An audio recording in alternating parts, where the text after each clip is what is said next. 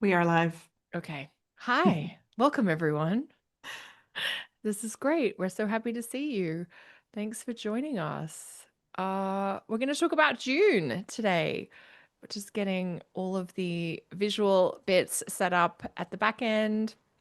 Britt, how are you doing as we contemplate June? I'm doing pretty good given Yeah. circumstances. Yeah, I'm doing pretty Yeah. well. Yeah, I'm looking Yeah. forward to June. It's looking like a nice, like a relatively chill month, so I'm happy with that. Oh my gosh, I love that. I know that, some of the best astrology that astrologers have been raving about for the year is coming through in the first half of June. And that is definitely something to look forward to, that Venus Jupiter conjunction in Cancer. Absolutely. It's really sweet. I'm just coming off a really intensive period myself, and I'm like, I love that as we're getting into the emanations of that Venus Jupiter. I'm so happy to have this as a focus. Yeah. And when you think about like June having a little bit more of maybe that pleasant vibe, is it Venus Jupiter that you're thinking about? Is there something else that you have your eye on in addition to that? I think that's mostly it. Like and then there's some more challenging astrology, but nothing compared to I think what we've been through. So like the challenging astrology is a bit more yeah, it doesn't feel as intense or as unique, I would say. Like there's Yeah. like some squares or some oppositions that were like, well, we deal with this on a more Yes. regular basis. And like Yes. I do feel that like that Venus-Jupiter conjunction is especially juicy and good. And we have that at the beginning of the month, so it's a nice way to kind of start the month. We have then Venus entering Leo, which I feel is also like a really nice transit that, there's some challenges with that too. I think mostly with Pluto in The Aquarius. the But opposition to Pluto. Yeah. but like I do like a Yeah. Venus in Leo transit in general. It's very good to spoil yourself and to center yourself a little bit again. So that feels like a nice Absolutely. a nice little transit. Yeah. Yeah, I do, and I think almost for the whole the whole first half of June, it really is about Venus in terms Yeah. of like the key signatures. You kind of alluded to like there's a couple of little things, and Mercury square Neptune or Mercury square Saturn, which we have coming up on June 10th. And that is definitely, Mercury Saturn is like, okay, we need to like review the details or the scheduling is a bit awry. But like you said, Mercury square Saturn, we do get iterations of this so frequently that it's hmm it's more familiar. So yeah, I think I agree with you. I do quite like Venus in Leo.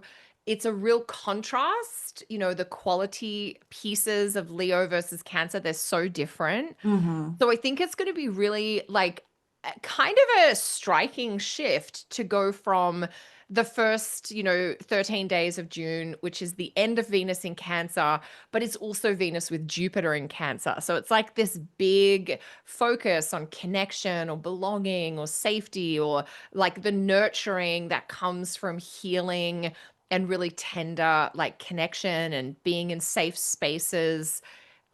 I know the Venus Jupiter is technically on the 9th of June. If you want to work with that from like an electional astrology point of view, it's actually June 8th where we have the moon in Pisces applying to the Venus Jupiter. So I've kind of been letting people know like it is June 9, but I would say June 8 is really like a juicy, juicy expression of that. And there's so much, Venus in Cancer as a water sign placement, it really has that thoughtful, that reflective, that contemplative piece of Venus. And to me, Venus in Cancer with Jupiter, this it feels like the reminiscing or the shared memories or like the Mm. connections with people who were pivotal in your past, like that sort of love of Yes. things that are a vintage or historical or have already happened. Yeah, yeah, totally. Yeah, I'm Yeah. writing a piece on Venus in Cancer because I'm doing like substack pieces on like Venus through the signs because I love Oh, Venus. And yes, I was yes. reflecting on like with Venus in Cancer, these ideas of like love as a place.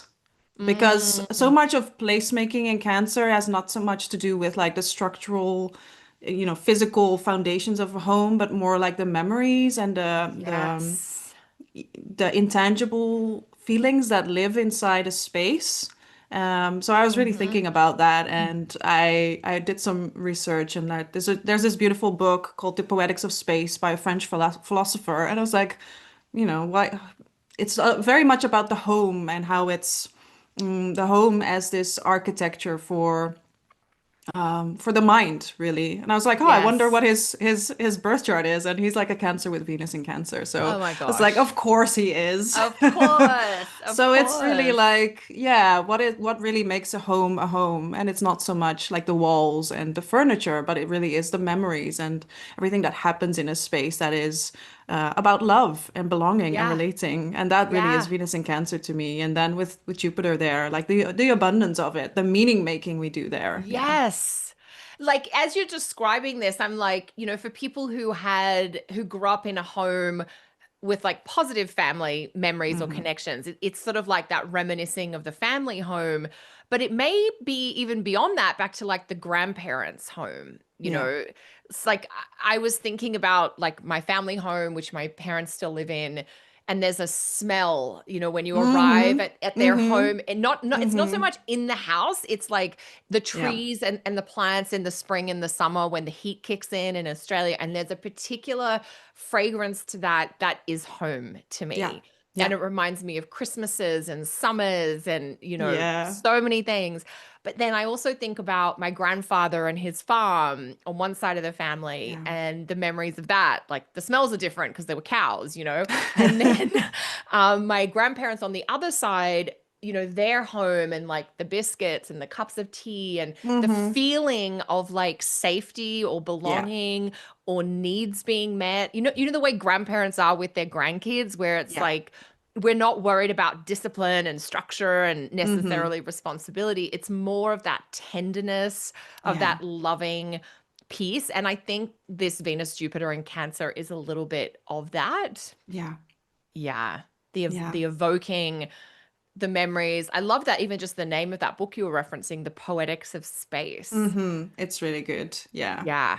And the memory. So I think so it is about like what are the spaces that evoke those feelings or Yeah. memories? Yeah. Because then as you go out in your adult life, you go to other physical places and sometimes it feels like home or it feels like safety or it feels like your grandparents. And there's something almost intangible that evokes that. Yeah. Yeah. It can be like just like Marcel Proust, who's also like a Cancer with the Madeleine cookie, right? Like you have a Yes. bite of a cookie and you're taken back, to a different place in your memory, Yes. and how Yes. something really small can bring up so much in terms of Yeah. like, yeah, flavor. And I think it's funny that we're talking about food, and also you mentioned this. Like that's of course like it's Venus and Jupiter and Cancer. Cancer, absolutely. Like we are being fed, like literally by the foods that have nourished us, by the people that loved us Yeah. and treasured us the most, or the symbolism of like what feeds you, what Yeah. nourishes Yeah. you. Yeah. And I do think you hinted at something. There's a simplicity to Venus and Jupiter in Mm-hmm. Cancer. Like, I think some people might be disappointed when this Yeah. aspect comes to pass. To me, Venus Jupiter in Cancer is not bright, shiny like Mm-hmm. objects. It's a gentle feeling. It's a moment. It's a memory. It's a deepening of a Mm-hmm. connection that means the world to you. It's subtle but very, very like evocative or powerful. Yeah. Yeah. Yeah. I was Yeah. thinking about this also along the lines of, what it's like when you have all of your friends over and your family members and they're all in the same space and you're just like, oh, I'm surrounded by all the people that I love and we're just hanging Yes. out together and having some nice snacks and playing some board games or Yes. something like that. That's Venus, Jupiter, Yes. and Cancer. It's like not we're partying or we're traveling. No, we're No. just at home enjoying each other's company. Yes. And you're right. It's that simplicity of like a home cooked meal with people that you enjoy, doing simple things that are like no muss, no fuss. And maybe there is something like your grandparents would recognize these activities like Yeah. board games, card games, food, hiking or walking in nature, picnics in the park. It's so beautiful. It's Yeah. so beautiful. And I want everyone to have a moment of that because the following Mm. weekend, when Venus gets into Leo, then she's like, now I want to kind of live loud. I want to have more of that maybe outgoing, shiny bells and whistles thing. And Yeah. that I think is a really big mood shift this month in June. Like when Venus goes from the cool, wet sign of Cancer, where she is more naturally maybe shy or introverted. And then Venus goes into that hot, dry fire sign of Leo, where there's this boldness and this expressiveness. And to your point, I do love Venus in Leo. I think this transit is great for clarifying and then raising your standards. Yes. Right? Like this Yes. is that Yes. regal queen that says, no, no, I deserve the Mm-hmm. absolute best, and I am not going to compromise on quality or Yep. respect or kindness. Is that a little bit how you think about Venus in Leo as well? Absolutely. It's like Venus and Leo is like roll out the red carpet for me Yeah. because I'm worth it, because everyone's worth it also. It's like Yes. not like I think Yes. sometimes Leo placements get this reputation of being self-centered, but they just really know their worth. And they Yeah. know that like being, we are all individuals in our own bodies. And like if we don't, embody our own dignity and self-worth, then who's going to do that for us, right? And that's like Venus in Leo 100%. And I think there's also something about like a really healthy Venus in Leo that knows the difference between what is like actual fuel to feed the fire and what are Mm, just, paper scraps that just burn very yes. quickly but don't last. Yeah. Yes.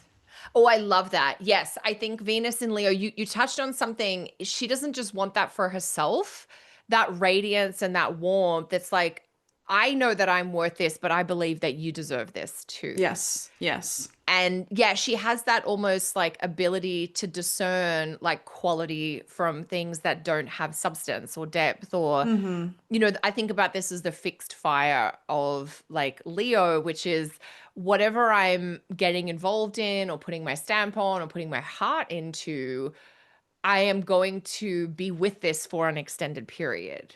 Yeah. And so I want to make sure it's deserving of the attention and maybe that kind of loving warmth that planets in Leo can really bestow.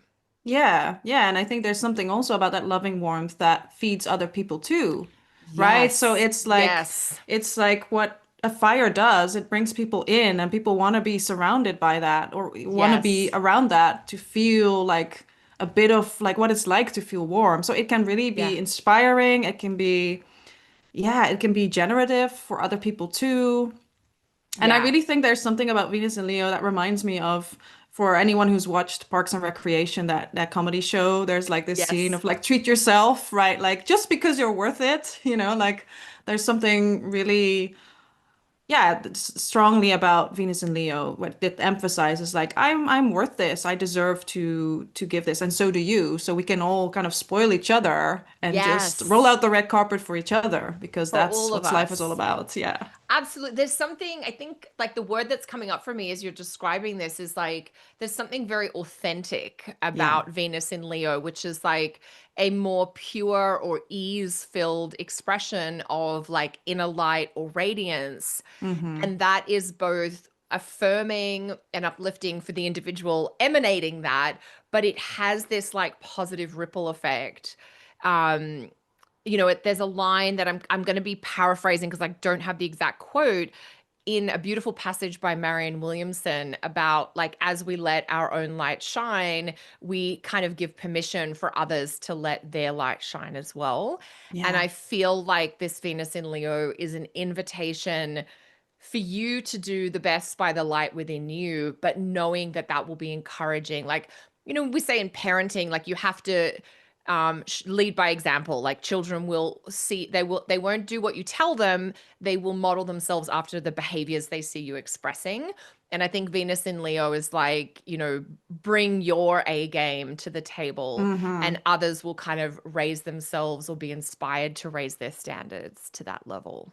Yeah, yeah, and that reminds me too of this line that I'm also now paraphrasing because I actually it's quite famous and I'm blanking on the person who wrote this or said this, but it's something along the lines of like being yourself in a world that constantly tells you to be someone else is a radical act, right? And there's Yes. something about Yes. like just the subversion of being yourself and Yes. owning that and giving yourself the Yes. space to want, to desire, right? Because that's also Yes. Venus, like Absolutely. To be in touch with and clearly be able to identify the things that bring you the most joy and pleasure, to like own your desires. Mm-hmm. Yeah, that's a beautiful quote. Yeah, to be yourself in a world where you're constantly being told to be something or someone else, like that in itself is like an act of rebellion that is Yes. inspiring for Yeah. others. Yeah, I know. I can't think of the exact quote either, but I know the one you're referencing. Yeah. So let's stay with Venus in Leo for a minute because like so she moves into Leo on the 13th of June and we kind of Mm-hmm. leave behind those cool nourishing waters of Cancer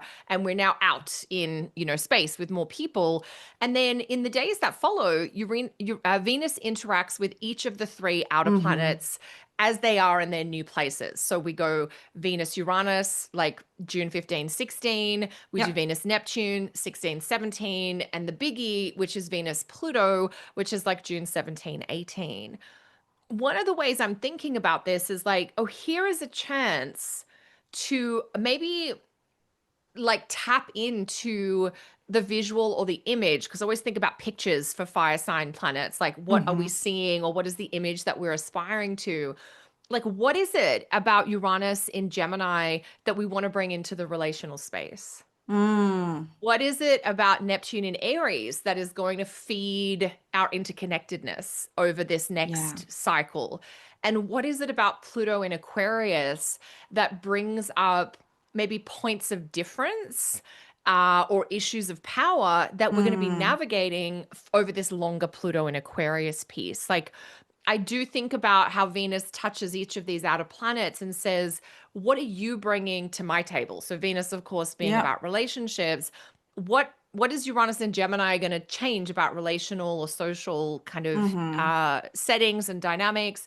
What is Neptune in Aries bringing forward into maybe the creative space, the artistic space? And what are we having to uncover that's been hidden that we haven't been fully aware of that's in the mix with Pluto in Aquarius? So I think this is really interesting. And I think these aspects maybe can be a little more impactful than we might expect because they're like just little Venus aspects. But how are Mm-hmm. you thinking about this piece? I know you mentioned Venus opposite Pluto, as Mm-hmm. a bit of a focus there for sure. Yeah, and I think that because that's like the hard aspect, right? It's like an Totally. opposition, and Yes. it's yeah, it's a bit more. You're speaking of these hidden themes. There's also themes, of course, of maybe like some obsession or jealousy that can come to the surface with like Venus Pluto signatures.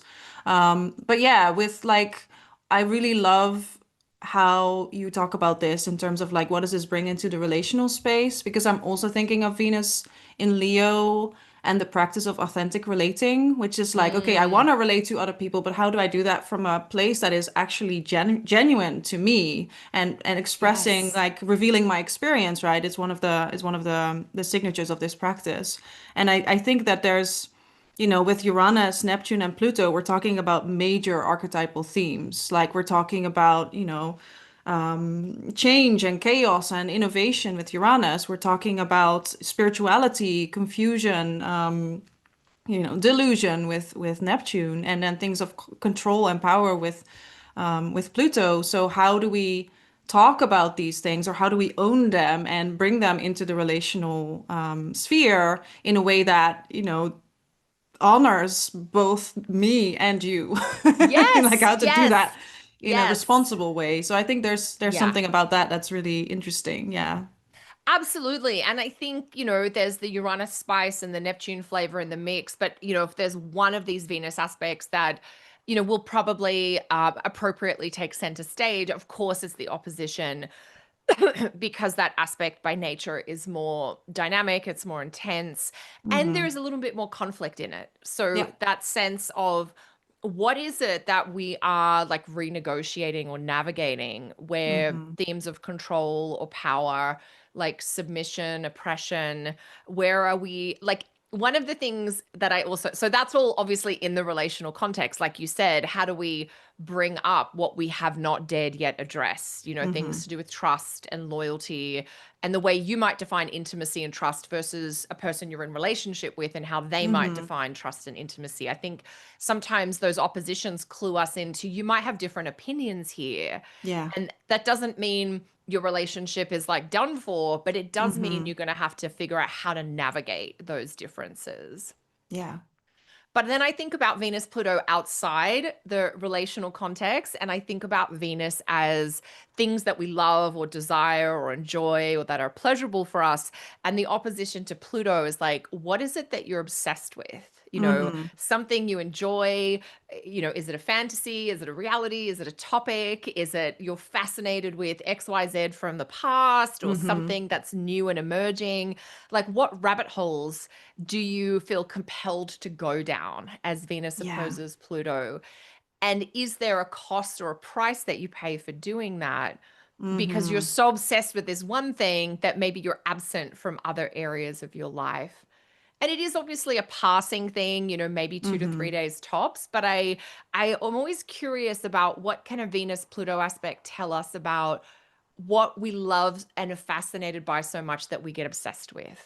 Yeah, that's a great point. And I love also that point about what are you losing by Yes. focusing on that, hyper focusing on that, because Yes. there's always with Pluto, there's always something that you have to give up and you have to kind Yes. of surrender. So Yes. that Yes. that's a fair point There's to always a also note. trade-off. Yeah, like Yeah. I think with Yeah. Pluto and also with an opposition, like it is Yeah. something is being given up so that something else can take priority. Yeah. Yeah. Yeah, I love that. So it's very Venusian. Like when you do look at Mm-hmm. this middle part of June, it's like we're just Yeah. all doing some relationship lessons around these aspects. And then, so Britt, as we get into like the second half of June, what is sort of standing out for you? Is there any aspects or is there a particular part of the month that like captures your attention? Well, I mean, we have the lunations, of course, like one Oh, right in the yes. middle of the month. Maybe we should Yes. talk about that We skipped one. right over that. So, yes, we should definitely talk about that. Yeah, the new moon in Gemini is happening around Yes. 14, 15 June, depending on where Yep. you are located. It's a pretty, buzzy moon in Gemini, but slightly subdued because of Mercury in Cancer and also Mercury being very close to, it's already past its shadow degree, It's so into, it's, yes. so Yes. it's getting closer to stationing. And I think that's really interesting because there's already this quality of like slowing down just because it's a new moon ruled by Mercury in Cancer, which is more Yes. receptive, more about listening, reflecting back, all of those more introspective qualities of communication. But Yes. also noting that I think the shadow degree or the station degree is 16 I think Cancer, it I is. believe, Yes. and it's at Yeah. 18 Cancer around the new moon. So I Yeah. was thinking about like, oh yeah, it's a great, new moons traditionally are great for setting, new intentions or making Intentions. new plans in Yeah. like this part of your chart. But then I think because we have that Mercury retrograde, there will be probably something around any plans that you make that will be slower to manifest and maybe even will only come to fruition like towards the end of July Yes. when the Mercury retrograde is over and we've gone past that degree. So Yeah. maybe there's something around like, oh, I'm really excited and I have this new curiosity that I'm just dying to make like new Yes. strides with. And then maybe there's some roadblocks or something that you have to do over after that new moon that will only come to pass at the end of July. So that's something that I was thinking about. Yeah. Absolutely. I think it's one of those new moons that is like it's relatively kind of benign in that there's no like major challenging or complex issues, but I agree the phrase that I've used for all the reasons you've just described is this feels like a new moon where you kind of maybe come out of the gate and it's like 2 steps forward and then it's like, Hmm. oh, we're going to take a big step back, do a little bit of review, reworking, maybe Yeah. pause, and then I can go forward. And I love that you were calling out, like, by the time Mercury gets back to this part of the zodiac, like, we're at the end of July. So Hmm. it's a new moon that requires a little longer in the Yeah. marinating, Yeah. like, getting going Yeah. process. Yeah, Yeah, it requires a bit more reflection, right? Like a quality that also absolutely. fits Mercury and Cancer. Like maybe think a Totally. little bit before you kind Yes. of like run off and do something, which is like we love Gemini placements, but they can be impulsive and just They like can so, I mean, I've been thinking of you, Britt, when I've been like talking about this new moon, like inside my membership and doing all that preparatory work. Cause I'm like, it feels like the answer is in the body, with Mercury in mm, Cancer. yeah. The new moon is in Gemini. You've got a million ideas, your brain is buzzing. But Mercury's in Cancer, and like you have to pause for feeling. Like you have to Mm, pause to kind of attune to the sensation like in the belly or in the chest to Mm, see, do we have like congruence and buy-in from the body here, or is this just the mind racing ahead? yes, Like that yes. somatic piece. I always think about that with particularly, planets in Cancer because it's ruled by the moon. Absolutely. And that's very fair. Like, I think the nervous system activation with like Gemini placements can be just like really, Yeah, like, but then we know that you're not actually doing the digesting, right? It's not the rest and exactly. digest part of the cycle. Yes. So Yes. it's helpful to have Mercury and Cancer to add some of that. Like, no, let's digest. Let's also take some moment to reflect and like, how is this sitting Yes. now? Like, does this still feel good for us? Yeah. I mean, I love this because I think we're getting into now an important part of June and July and early August, which is this Mm-hmm. extended cycle of Mercury in Cancer. And, you mentioned that rest and digest part of the cycle. I think Mercury in Cancer is like, what do we need to chew on or chew over a little Mm, bit? And, yeah. literally, when people say how to have better digestion and to get more nourishment from the food that you take in, they say eat more slowly, Mm-hmm. to chew your food properly. And they talk a little bit these days, we talk a lot about like taking an easy, short walk after you have Yes. eaten. And I Yes. think all of those steps, they're appropriate for the new moon in Gemini, like the 14th, 15th of June, as you said. They're also just important for the whole longer Mercury in Cancer Mm-hmm. piece, which is I need to chew on this, or I want to like Yeah. just go over this a bit more. I want to like let my body or my nervous system have some space to like digest this and to Yes. like feel into the nuances and the subtleties. And maybe I need to take this idea for a walk before I take any Mm. action about it. Yeah. Yeah. So I think those strategies are good for the whole extended 2 and a bit month of Mercury and Cancer cycle. But I think we sort of we move into the critical 4 weeks of using them at this lunation in mid-June. Yeah. Yeah. And I think another piece also with digestion, what Yes. helps is like to be quiet. Yes. Like the more To you not talk, have the more exactly. air you ingest, and like the more Yes. air you have in your system, the worse you get, the more bloated you get, or like you can get like Yes. some acid reflux or whatever. So just to kind of like chew and also just focus on eating and not talking as much. And I think Don't be that's, like having your phone and the TV and yeah, like a lot of noise yeah. around So you. more Yes. listening and more quiet time is also like Yes. Mercury and Cancer is quieter. It's more reflective. Yes. It's like more happening internally than externally. So yeah, Yeah. it's just like chewing on it internally. True. Yes. Yeah. That idea of like mulling it over, Yeah. maybe writing a little bit about it and doing Mm-hmm. a writing process about something over a few days instead of just like jotting down two things in a Mm-hmm. mad scramble. Mm-hmm. Yeah. I learned a beautiful prompt in like one of a writing workshop I did. And it's like my body says, or the body says, and then just start free writing. And I think it's a Oh, great one for Mercury and Cancer. oh my gosh, that is perfect. That is beautiful. So my body says bar, whatever it Yeah. says. Oh, I like that. That's a great writing prompt. I might steal Mm. that actually. Yeah, go for it. Okay, so we got to the first lunation of June, the new moon. Should we go to the second lunation? Yeah, let's do it. It's I right at mean, the end of the month. it's right at the end of the month, and I think those last 3 days of June, like they pack a big punch for a number of reasons. Mm-hmm. The full moon is in the mix, Capricorn. It's on the 29th or the 30th, depending on where people are. I don't know about you, Britt. When I look at that full moon, I'm like, this is a little bit more crunchy. Mm-hmm.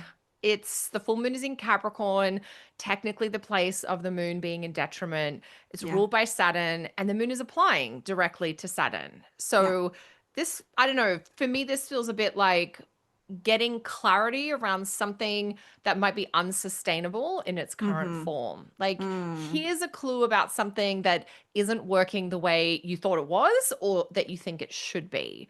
So I think that full moon like spotlights a little bit of a wobbly spot or like a weak foundation if I was to use some simple analogies. But what are your thoughts on that full moon? I wrote down subpar. Subpar. Think we're definitely on the same page here. Yeah, no, I was thinking about like, full moon in Capricorn is always like a bit crunchy because of that detriment factor. Yeah. But And then having that square with Saturn and ruled by Saturn in Aries, there's a lot about a lack of resource here. And I think about Mm, the moon in Capricorn as, especially a full moon in Capricorn, like, okay, maybe you're feeling full and fed, full yes. moon, but not nourished, right? Yes. Because there's something about a moon in Capricorn that is very, Spartan, I guess. Like it's just Yes. like, the bare bones, the bare basics, and just like I'm thinking of people in Silicon Valley that drink like, liquid shakes just to be efficient. Like I Yes. need to have my food. I don't want to dine. It's like a waste. Like, is that the same? Like, are you actually fed if you just take in nutrients? That's not the same as being nourished. Yeah. And I think You've, there's, yeah. yeah. You've been fueled, but maybe you haven't been fed kind of Yeah. thing. Yeah. And especially with that square with Saturn, also just like, more undermining of those needs. That's definitely something that I was thinking about. Like, what does it actually mean to feel nourished? And Mm. can we get to that quality at the end of the month? Like, it's a bit more challenging, I think. Absolutely. I think, yeah, as you're saying that, the word that comes up for me, which I think a lot about either moon Saturn aspects in the birth chart, which I've done a whole dedicated webinar on because I think they're Mm-hmm. so important, but also a little bit to do with the moon in Capricorn. It's almost anti-nutritive. Like Mm. it's the opposite of the Cancerian theme we were talking about earlier in the month, where we're, like you said, we're lacking the nourishment. It's Yeah. very dry too from a Yeah. quality perspective. Like Capricorn is dry, Saturn is dry, Aries is dry. The moon Mm-hmm. prefers to be wet. The moon likes moisture. And we're in a sign at this lunation with the aspect to Saturn where it's like everything is dried out. There's like something brittle, like something is maybe crumbling. The form has come apart. There isn't enough moisture or connectedness to keep things together or to keep things maybe going. I do feel like there is maybe a finality or an ending or something that is like coming apart. And I don't like, obviously when things come apart, it can be upsetting or sad. But I suspect that in this instance, the thing wasn't working well anyway. And maybe you just Mm-hmm. hadn't acknowledged it, you hadn't admitted to yourself. There's something about the honesty of and the clarity of Saturn, which is like, let's just be real about what is actually going on here. And then we might acknowledge this just isn't a good fit. It isn't a good structure. The timeline isn't doable. The financial commitment isn't great. The energetic commitment doesn't match the reward.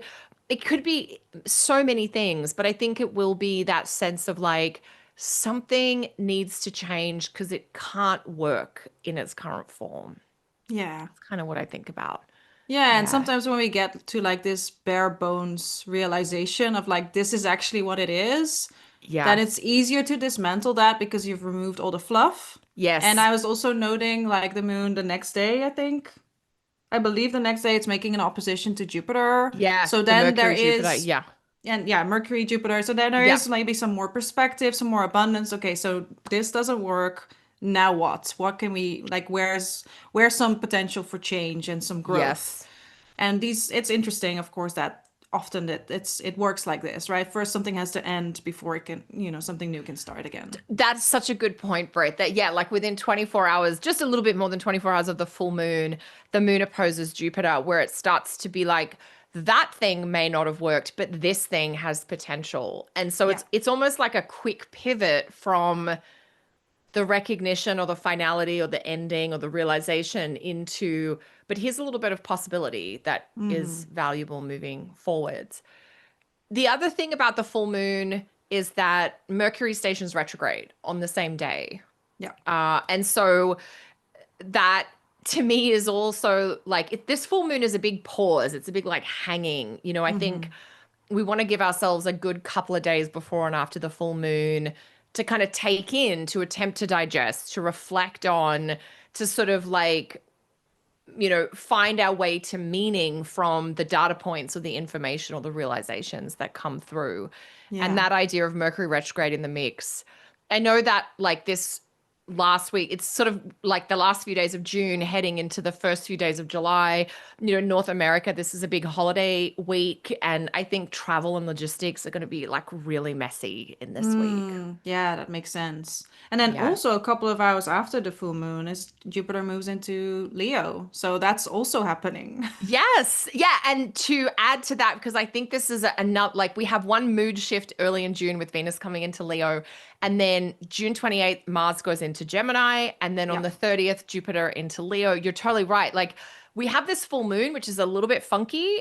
But other than that, Mars and Jupiter are like, oh no, we're getting our heat on. Gemini and Leo are both hot signs.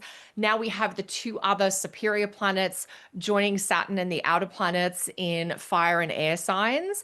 So Yeah. that idea of movement shifting closer or faster towards this kind of new era that we've been moving into over the last 6 months.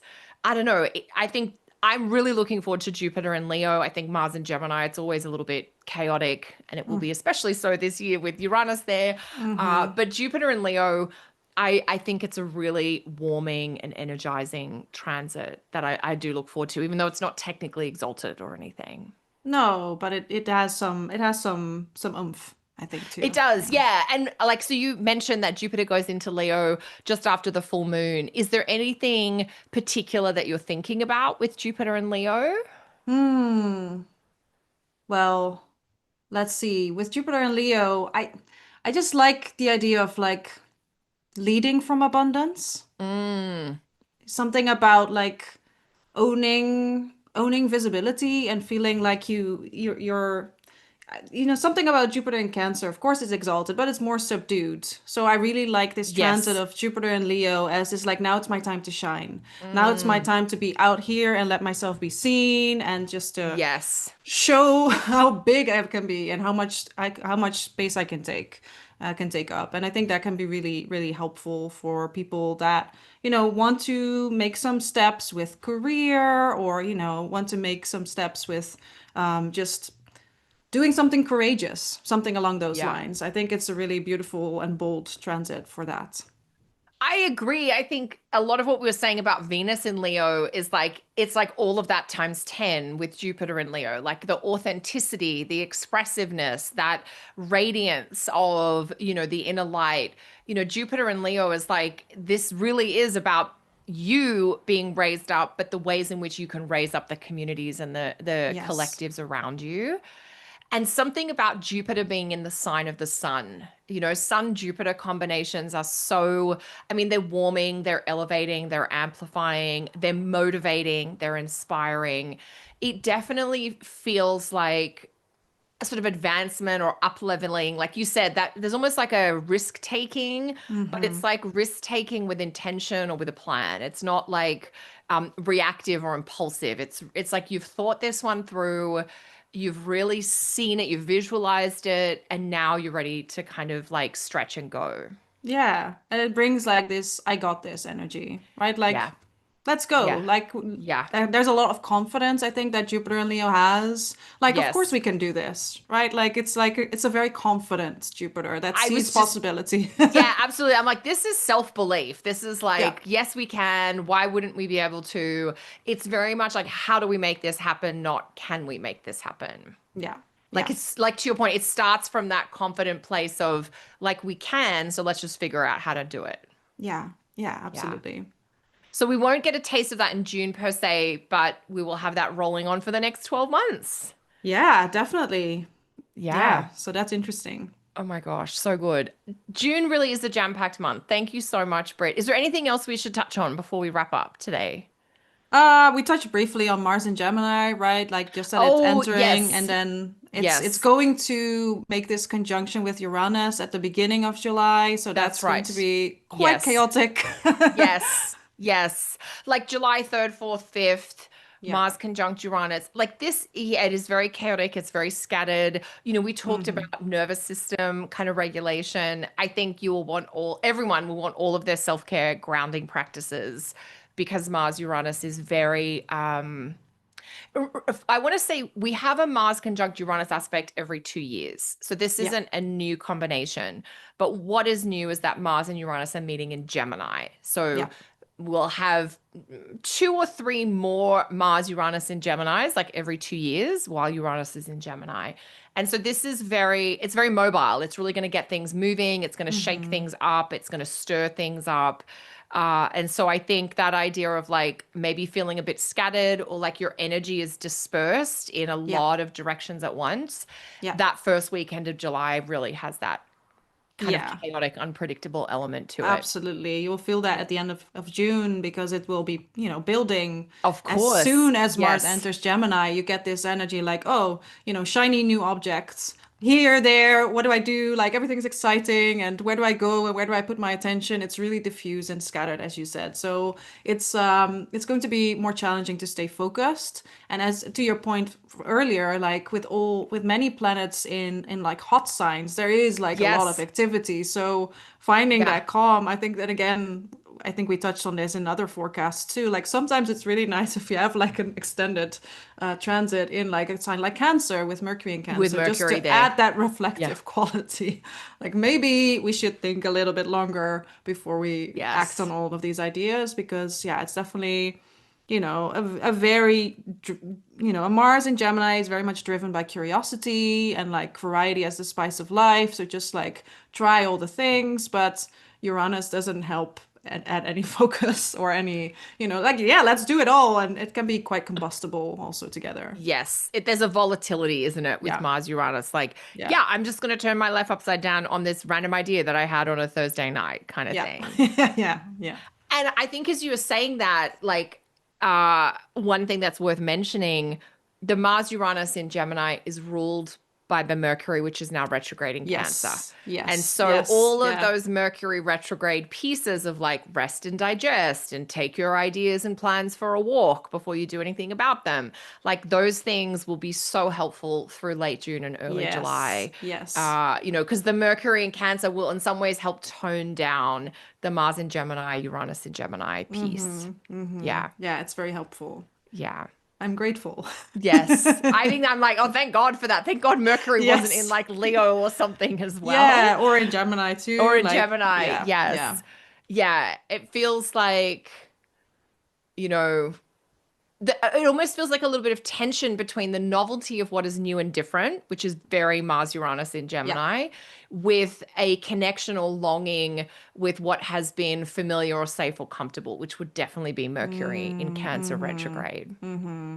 Yeah, and I think that reminds me of like how we grow, which is always that tension between like what's comfortable and familiar and like pushing the edges of that, like the edge of Yes. chaos, kind of like that Yes. theory. So that Yes. feels like that's, potentially helpful to not push us over the edge into complete instability and chaos, but actually Yes. have like a little bit of like one foot in like a door of comfort and Yeah, belonging of and safety, of like this yeah. was, and as you're saying that, I can't help but think of like a young child and the way that they test the boundaries and push the limits, but then they come back to the safe Yeah. person in the safe place. Like, and that is essentially childhood, is this constant moving between what is known and safe and familiar and what is unknown and exciting, but could be a little bit dangerous. And so Yeah. that working that edge, I guess, is what you're saying for Yeah. people to keep in Yeah. mind. Yeah. Absolutely. Yeah. Oh my gosh. Okay. Such a jam-packed forecast. And I'm glad we got to touch in on that early July because I know we'll speak next after that. So that's perfect. Yeah. Britt, in the meantime, before we speak again, how can people find out more about you and your work with astrology? So you can find me on somaticastrology.co. I offer astrology consults with like a body focus, as Kelly was alluding to. I work a lot with like through the body and with the body. So really making astrology alive in the body, feeling it in here and now. I do coaching too, so I have coaching containers. I offer mentorship, and I'm writing on Substack. So check out all of my links that Kelly will add to the show notes, The I show think. notes below. Yes, we'll put And everything I'd be happy there. to see you and work with you. Fantastic. Thank you so much, Britt. So we'll put all those details below. My next live teaching is a webinar all about how to work with both Jupiter and the South Node in Leo, which are very intense but quite different influences over the next 12 months. You can find out more details about that webinar and all of my other teachings on my website, kellysastrology.com. That more or less working with Jupiter and the South Node in Leo webinar is taking place live on June 20th. So if you're watching this before then, you're welcome to join us for the live broadcast. If you are watching this after or you can't make the live broadcast, you are absolutely will have access to the recording. So details about all of that is on the website, kellysastrology.com. And we'll put those links below. Well, thank you so much, Britt, for joining Thank me you. for another monthly astrology overview. I look forward to catching up and checking in with you in July. Yeah, me too. See you then. Okay. All right. Take care. Thanks, everyone.